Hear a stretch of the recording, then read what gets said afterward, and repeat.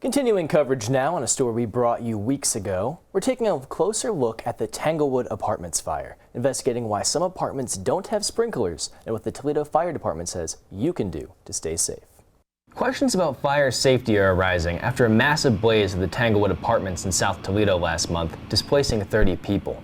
The building's lack of sprinkler systems, combined with the prevailing winds that day, created a powerful fire that took everything from Tanglewood's residents.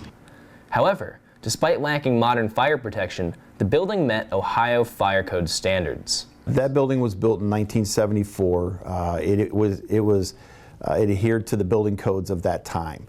Ohio Fire Code states a building only needs to meet the requirements for the year it was built, not modern standards.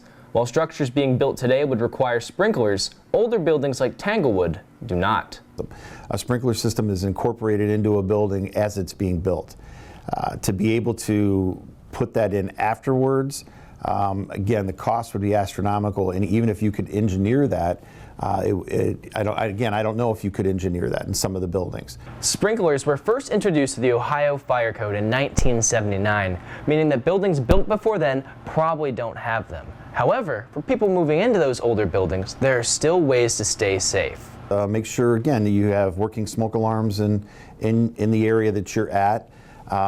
Make sure you know the exits, make sure you know how to get out, maybe have some safety devices within your own area of living.